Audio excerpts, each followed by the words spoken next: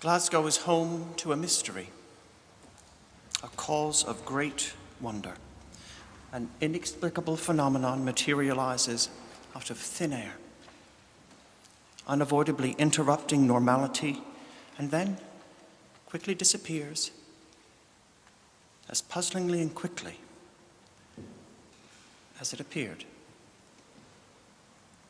Now, I'm not talking about an ancient healing spring, a vision of Our Lady, or a Eucharistic miracle. I'm talking about the M80 just outside of Cumbernauld. Without warning or apparent cause, the highway at various times during the day turns into a car park. Traffic grinds to a halt and vehicles remain at a standstill for extended periods of time, and no one knows why. Well, not exactly. I mean, of course, we know the contributing factors. Several busy roads converge at this point, and lots of people are vying for a limited number of places in a limited number of lanes. And this leads to congestion and delays and pileups. The thing is, though, I have never seen how all this plays out. Something, a mystery, takes place.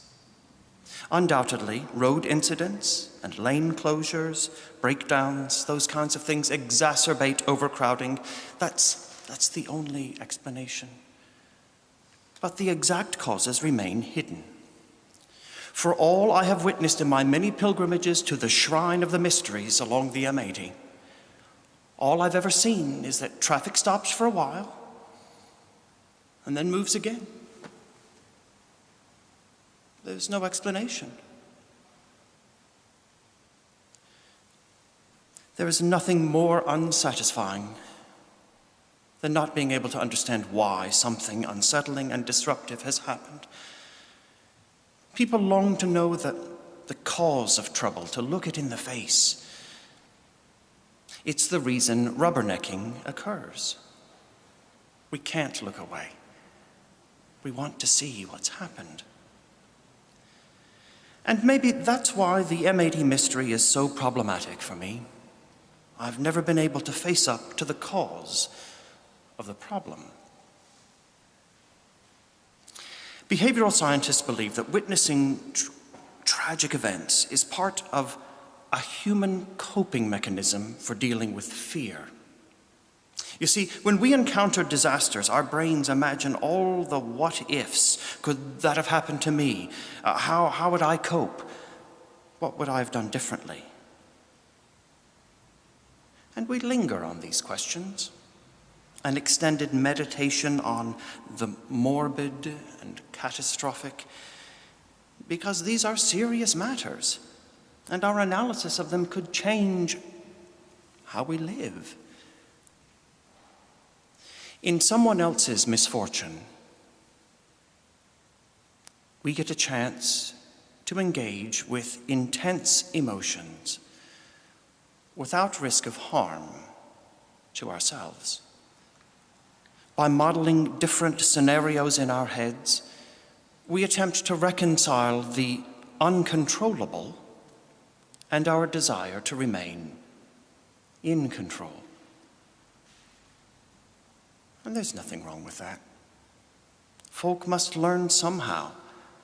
And while some people may feel guilt or shame for participating in this kind of behavior, our interest in the disastrous is a natural human response.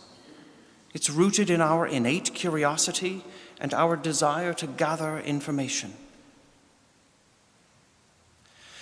But at what cost does this continual observation of tragedy and sadness come?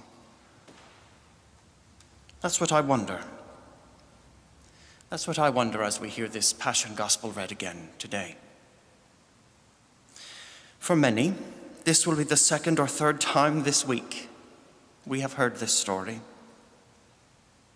It's a recurring trope, and people come to hear it, to watch this performance year after year.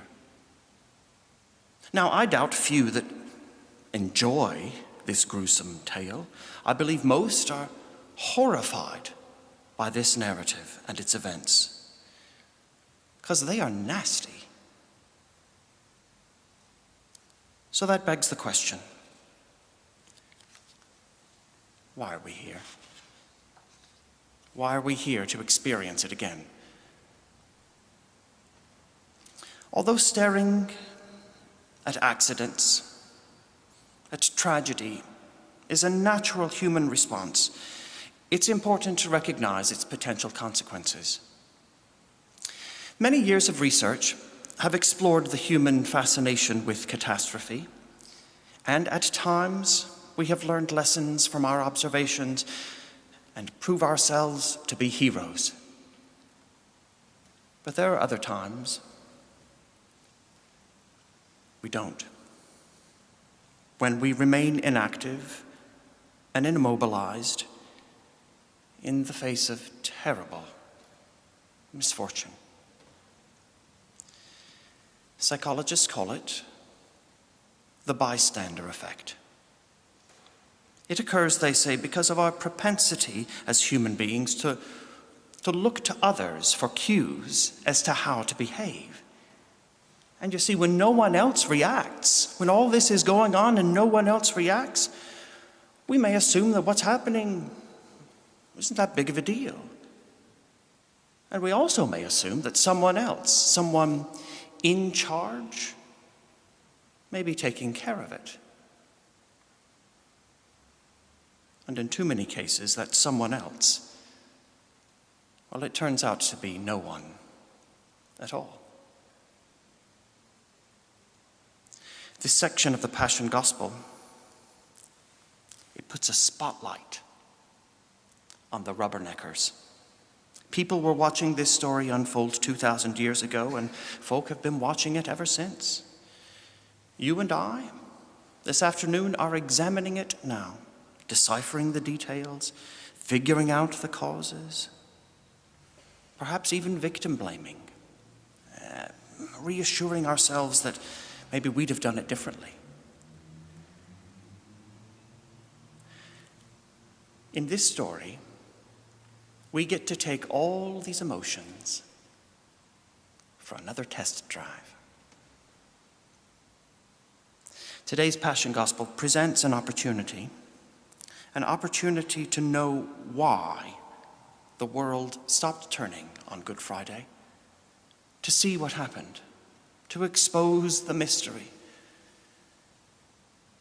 But there is danger in joining the rubberneckers, those passers-by, those analyzers and experts, approaching this scene with some kind of emotional distance, as if it has nothing to do with us. Because today's story has everything to do with us. This is our salvation. Slowing down to have a look right now might not cut it. Now that we can see what's going on, maybe we should get out of the car, go over, and do something.